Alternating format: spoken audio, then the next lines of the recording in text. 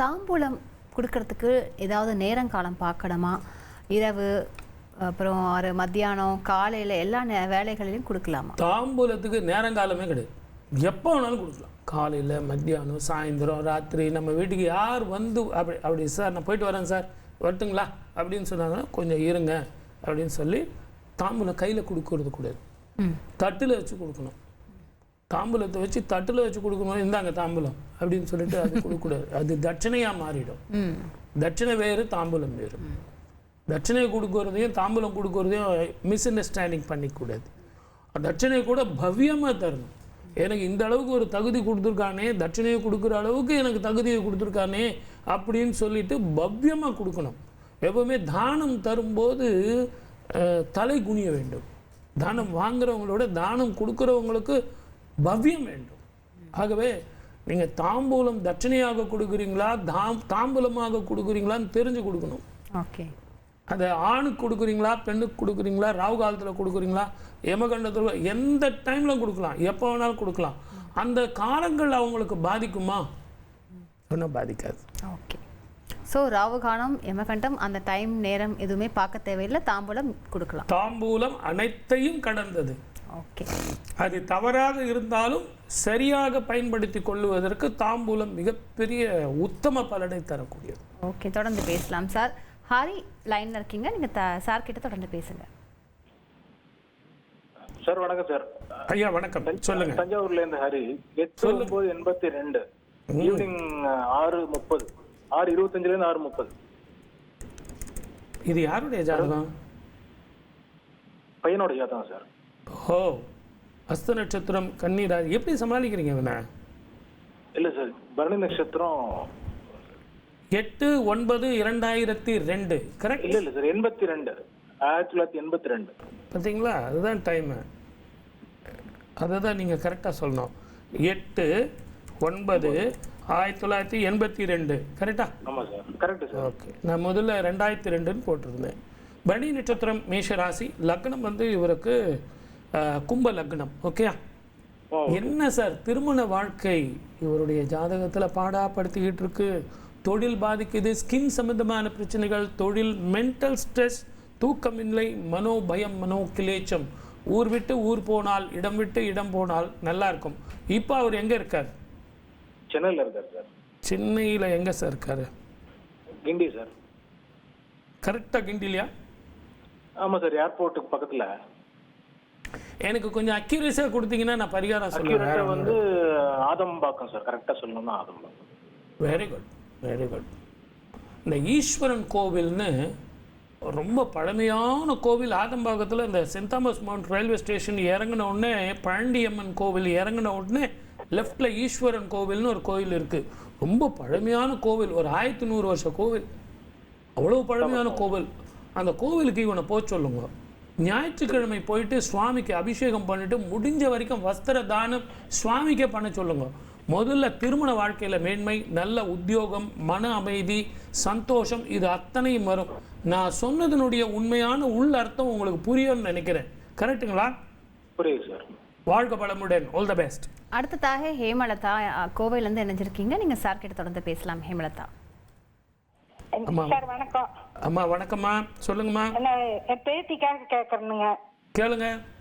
20/1/2010 காலை 9:42. பேர் என்ன பேத்திக்கு?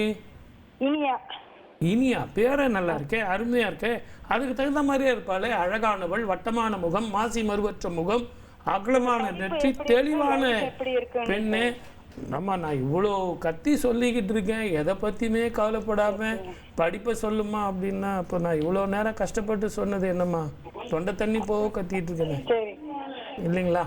அகலமான நெற்றி, பெரிய பெரிய கண்கள், மாசி மறுவற்ற முகம். இதெல்லாம் எதுக்கு சொல்கிறேன் அப்படின்னா, கணிச்ச ஜாதகம் சரியா அப்படிங்கிறதுக்காக கேட்டுக்கிட்டு இருக்கேன் இல்லைங்களா? டிவி, ஃப்ரெண்ட்ஸு, விளையாட்டு, செல்லு விட்டுறணும். இவளுக்கு 7.5 சனி இப்போ நடந்துக்கிட்டு இருக்கு. நெக்லிஜென்ஸ் இருக்கக்கூடாது. இந்த 7.5 சனியில் திருநள்ளாறு அப்படிங்கிற ஸ்தலத்துக்கும் இவருடைய ஜாதகத்தில் இப்போ சனி மகாதிசை நடந்துக்கிட்டு இருக்கிறதுனாலேயும் தயவு செஞ்சு திருநள்ளாறில் போயிட்டு முடிஞ்ச வரைக்கும் நல்லெண்ணெய் தானமும் வஸ்திர தானமும் செஞ்சுட்டு வாங்க. நெக்லிஜென்ஸ் போகும், படிப்பில் நல்லா இருக்கும். வாழ்க்கை வளமுடன். All the best.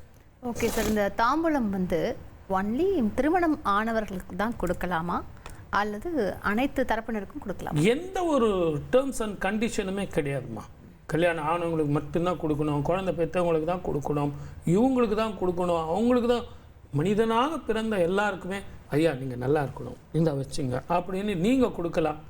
நீங்கள் எனக்கு மறுபடியும் திருப்பி எனக்கு தாம்பூலம் கொடுக்கலாம். இது பரஸ்பரமான அன்பையும் உங்களது சந்தோஷத்தையும் வாழ்த்தையும் சொல்லக்கூடியது. சார் உங்கள் மனசில் எவ்வளோ குறை வேணாலும் இருக்கலாம், எங்கள் வீட்டுக்கு வந்திருக்கீங்க, இனிமேல் உங்கள் அந்த குறையெல்லாம் போயிட்டு மன சந்தோஷமாக அவர் சொல்ல வேணாம். எனக்கு உடம்பு சரியில்லை, எனக்கு மனசு கஷ்டமாக இருக்குது, எங்கள் வீட்டில் இவ்வளோ பிரச்சனை. ஒவ்வொரு வீட்டுக்கு ஒரு வாசப்படி இருக்குது இல்லைங்களா?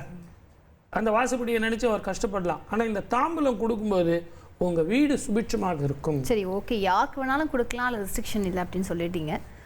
யார் கொடுக்கலாம்? ஒன்லி திருமணமானவர்கள் கொடுக்கலாமா இல்லை வீட்டில் வந்து பசங்க இருப்பாங்க அவங்க கூட கொடுக்கலாம்? வயது வித்தியாசம் என்பதே கிடையாது. சின்ன குழந்தை கூட உங்களுக்கு தாம்பூலம் கொடுக்கலாம், பெரியவங்களுக்கு கொடுக்கலாம். சின்ன குழந்தை பெரியவங்களுக்கு கொடுக்கலாம். ஓகே, அது வாழ்த்தி கொடுப்பதல்ல, வாழ்த்த வேண்டி கொடுப்பது. ஓகே, நீங்கள் உடனே நினைச்சுங்க சார் தாம்பூலம் கொடுத்து நீங்கள் எப்படி பெரியவங்களை வாழ்த்தலாம், பேத்தி எப்படி தாத்தாவை வாழ்த்தலாம், அப்படி இல்லை. தாத்தா என்னை நீங்கள் வாழ்த்துங்க அப்படின்னு சொல்லி அவள் கொடுத்து ஆசீர்வாதம் வாங்குறா. தாம்பூலம் வாங்கிக்கிட்டு நீ நல்லா இருமா அப்படின்னு வாழ்த்துறீங்க. ஓகே சார், தொடர்ந்து பேசலாம். சக்தி பிரியா சிவகங்கையிலேருந்து இணைஞ்சிருக்கீங்க, நீங்கள் தொடர்ந்து சார் கிட்ட பேசுங்கம்மா. ஹலோ, சொல்லுங்கம்மா. வணக்கம் ஐயா. வணக்கம் ஐயா. சொல்லுங்க. வணக்கம். எனது பெயர் சக்தி பிரியா. என் மகளுக்கு பார்க்க போறேங்க. சொல்லுங்க. பொண்ணோட பேரு யஸ்மிதா. டேட் ஆஃப் பர்த் வந்து 8/5/2012 செவ்வாய்க்கிழமை இரவு 7:50 பிறந்தா சார். இப்போ எந்த ஊர்ல இருக்கா? திருப்பத்தூர் சார், சிவகங்கை மாவட்டம் திருப்பத்தூர். சிவகங்கை மாவட்டம். கேட்டை நட்சத்திரம், விருச்சிக ராசி. ஆமாங்க சார். கரெக்டா? ஊர் பிரச்சனைக்கெல்லாம் தெளிவான முடிவு கொடுக்கும் இவளது பிரச்சனைக்கு முடிவு எடுக்க தெரியவில்லை. கோல்டு, காஃபு, சளி சம்பந்தமான பிரச்சனைகள், சின்ன வயசுல ஏற்பட்ட ஒரு அடியோ அல்லது முகத்துல ஒரு மருவோ ஏதோ ஒன்று இருக்கு முகத்துல. புத்திசாலியான பொண்ணு, நல்ல பொண்ணு. இவளது ஜாதகத்துல செய்கிற தொழிலும் நல்ல படிப்பும் நல்ல வாழ்க்கையும் அமையுமா? அரசாங்க உத்தியோகமும் கிடைக்கும், நல்லா படிக்கணும். ஆனா இப்ப கொஞ்சம் ஹெல்த் இஷ்யூ இருக்கு. அடிக்கடி கோல்டு, காஃபு, இஎன்டி ப்ராப்ளம் நிறைய இருக்கு. டிவி பார்த்துட்டு இருக்கீங்களா? ஆமாங்க சார். அப்படியே பாருங்க, இந்த மாதிரி மூக்கு நோண்டுறதோ, இப்படி ஒரு மேனரிசமோ, காது நோண்டுறதோ, வாயில பல்லு கடிக்கிறதோ, நகத்தை அப்படின்னு ஒரு மேனரிசம் இருக்கு. அந்த மேனரிசம் போகணும். மேனரிசம் போனா இஎன்டி ப்ராப்ளம் போகும். படிப்பு நல்லா இருக்கும், அரசாங்க உத்தியோகம் நல்லா இருக்கும். அடுத்து உங்களுடைய வாழ்க்கைக்கு தெளிவான முடிவு கொடுக்கிற இவரது வாழ்க்கைக்கு முடிவெடுக்க தெரியலன்னா பௌர்ணமி விரதம் இருந்து பௌர்ணமி நாள்ல லலிதா சகஸ்ரநாமத்தை நிலவை பார்த்து நிலவே லலிதாவாக நினைச்சு அந்த சுவாமிக்கு வந்து இவளை வந்து சகஸ்ரநாமத்தை சொல்லுங்க. அற்புதமான தெளிவான சிந்தனைகளும் உடல் ஆரோக்கியம் வரும். வாழ்க வளமுடன். All the best. உங்கள் தந்திவன் தொலைக்காட்சியில் கணபதியே வருவாய் தினமும் காலை 7 மணிக்கு காணத் தவறாதீர்கள்.